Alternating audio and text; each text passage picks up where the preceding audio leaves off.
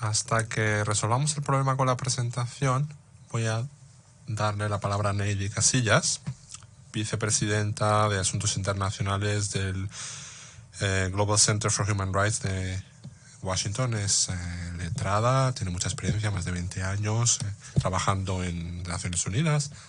Ha formado parte de la delegación mexicana en varias conferencias de Naciones Unidas y también trabaja en la Organización de Estados Americanos. Es asesora para legisladores latinoamericanos y políticos y ha hecho aportaciones muy importantes para la jurisprudencia, sobre todo en la Corte Interamericana de Derechos Humanos. Señora Casillas, tiene la palabra. Tengo una presentación también, así que no sé. Bueno, esta está lista. Bueno, muchísimas gracias. Es un honor estar el día de hoy con ustedes. Y lo primero es que quisiera comenzar esta charla recordando lo que fue establecido hace 75 años en la Declaración Universal de Derechos Humanos. Si nos vamos a su preámbulo, este preámbulo reconoce, lo primero que hace es reconocer la dignidad intrínseca y los derechos inalienables de toda la familia humana, así es como lo establece. De entre todos los derechos, enfatiza la libertad de expresión y la libertad de creencia, con el fin de que el hombre viva libre del miedo. Además, considera esencial que los derechos humanos estén protegidos por un régimen de derecho, con el fin de que el hombre sea liberado de la opresión y de la tiranía, como en esos años sucedieron.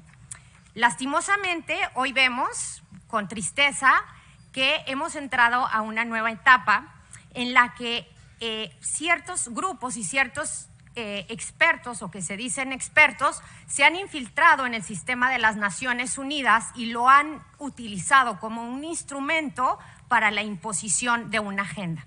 En esta imposición, entonces, el ser humano no tiene cabida, porque en muchas de sus expresiones no considera que el ser humano es parte de la familia humana, como lo establecía la motivación y la inspiración de la Declaración Universal de los Derechos Humanos. La libertad de expresión y la libertad de creencia hoy en día son anulados, condenando a la persona humana de nuevo al miedo y al temor de expresar lo más profundo de su ser. No existe el Estado de Derecho, porque hoy en día estos grupos y estas organizaciones deciden cuáles son los derechos que cada uno de nuestros países debe de proteger, que en realidad no debemos llamar derechos, sino son deseos. Estas imposiciones se traducen en extralimitaciones. No sé cómo pasar la presentación, perdón. ¿Está pasando? No, ¿pudieran pasar otra vez? Otra vez, por favor. I'm just want to make sure that… Quiero garantizarme que los angloparlantes me siguen bien con la presentación. Debo decir next. Bueno, gracias. Entonces, les decía que lastimosamente estas imposiciones se traducen en una extralimitación de los poderes que le fueron conferidos a estas instituciones. Esta extralimitación, por supuesto, se traduce en una imposición, o se quieren imponer estos nuevos deseos como unas nuevas obligaciones a los países, obligaciones que nunca fueron aceptadas de forma expresa por los países, que nunca fueron pactadas y que no constan en el ordenamiento internacional. Esto tiene como consecuencia que se está quebrantando el Estado de Derecho que la Declaración estableció, la que era una condición esencial para que los derechos humanos y para que la persona humana fuera liberada de esta opresión y de esta tiranía de los estados, pero también de otros individuos. Como consecuencia,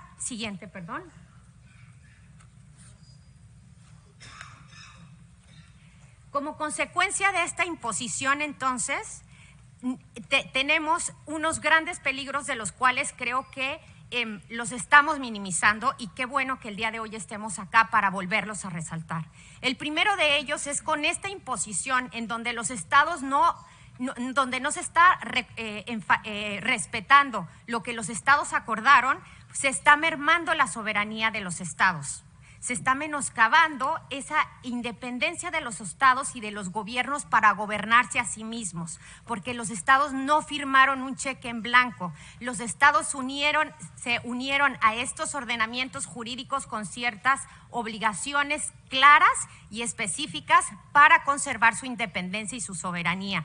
Pero más grave aún, se está dañando la autoridad de ustedes, los legisladores, quienes tienen la legitimidad del pueblo, a quienes el pueblo les confirió la voz para que hablaran a su nombre. También, como consecuencia de todo esto, se está terminando la democracia, porque finalmente a quienes están silenciando es al pueblo. No nos están dejando opción de tener una voz en este debate. Nos están dejando completamente a un lado y por ello nos están de nuevo condenando a esta tiranía y a esta opresión. Quisiera citar un caso, siguiente por favor, quisiera citar un caso que se suscita en la Organización de Estados Americanos. La Organización de Estados Americanos es una organización regional cuando hablamos del sistema de las Naciones Unidas, y así lo consideran los tratados internacionales.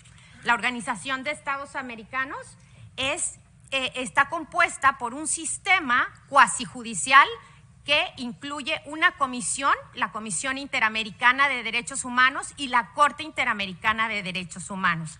El caso del que hoy les voy a hablar está en la Corte Interamericana de Derechos Humanos. Este caso es el caso de Beatriz. Lastimosamente, nadie tampoco habló de Leilani, pero yo quiero platicarles la historia de Beatriz y de Leilani. Beatriz fue una joven salvadoreña, sencilla y con pocos recursos, que vivía con una enfermedad. Sin embargo, ella tenía el gran deseo de ser madre, y este deseo se cumplió en el 2012 cuando tuvo a su primer bebé. En el hospital le ofrecieron esterilizarla para salvaguardar su vida. Ella dijo no, porque quiero ser madre, y así fue como concibió a Leilani. Leilani lastimosamente nació con una discapacidad que le iba a impedir la supervivencia por muchos años. Al ver este trágico caso, grupos abortistas que se dicen proteger a la mujer y luchar por la mujer, ilegalmente obtuvieron el expediente médico de Beatriz. Obtuvieron su dirección, fueron a su casa, la acosaron, la llenaron de miedo, sin importarle su enfermedad y lo que esto pudiera impactar en su enfermedad, y la convencieron de que si ella no abortaba, se iba a morir. Beatriz, en su sencillez, accedió a las pretensiones de estos grupos y llevó su caso a las cortes, pidiendo el aborto. La Corte de El Salvador, al constatar que no había prueba alguna de que la vida de Beatriz estaba en peligro, decidió no conceder la realización del aborto. Semanas después nació Leilani. Leilani tuvo la oportunidad de conocer a su madre Beatriz. Beatriz tuvo la oportunidad de bautizar a su hija Leilani y de pasar unas horas con ella. Una semana después de su parto, Beatriz salió del hospital sin ninguna otra complicación. Lastimosamente, Beatriz murió, pero murió 4 años y 4 meses después en un accidente de motos. A pesar de que esto sucedió en el caso, los grupos abortistas, sin tener la voz de Beatriz, llevaron el caso a la Corte Interamericana de Derechos Humanos, la corte en la que hoy en día está el caso. El mandato de esta corte es que proteger la vida desde el momento de la concepción, y sin embargo dieron trámite a este caso. Hoy en día, con mentiras y con manipulación, los grupos abortistas demandan que se declare un derecho al aborto en todas las Américas, y que 20 países, estos jueces vayan a decidir por 20 países. 7 jueces que fueron políticamente electos. Ninguno de nosotros votó por ellos. Y hoy quieren condenar a nuestras futuras generaciones y condenarnos a nosotros a no tener una voz en este debate. Es muy trágico lo que está sucediendo, puesto que en realidad son 6 jueces, porque una jueza se excusó, los que decidirán el futuro de 650 millones de personas que representan a 20 países sobre los cuales la Corte tiene jurisdicción. Como decía José Antonio, aunque este caso es muy trágico, el día de hoy estamos acá para dar buenas noticias. Y la buena noticia es que ustedes se están enterando de lo que está sucediendo en esta Corte. Cómo estos jueces, sin un mandato, sin representación, están tratando de imponer una agenda a nuestros países en contra de la voluntad de ustedes, nuestros representantes, y en contra de la autoridad de nosotros como pueblo. Por ello, les quiero invitar y quiero concluir invitándoles a que todos nos unamos el día de hoy para defender la democracia que hoy en día está en riesgo. El Estado de Derecho que fue considerado en algún momento por la Declaración Universal de los Derechos Humanos. Defender de manera conjunta el poder que nosotros les hemos conferido a ustedes legisladores para que sean nuestra voz del pueblo y así liberemos a 650 millones de la opresión del silencio. Finalmente, simplemente quiero cerrar invitándoles de manera a todos a unirse a la campaña, al trabajo que Global Center for Human Rights está haciendo, pero sobre todo unirse a aquellos que viven en Latinoamérica para poder hacer escuchar nuestra voz y demandar a estos jueces que actúen conforme a derecho. Muchas gracias.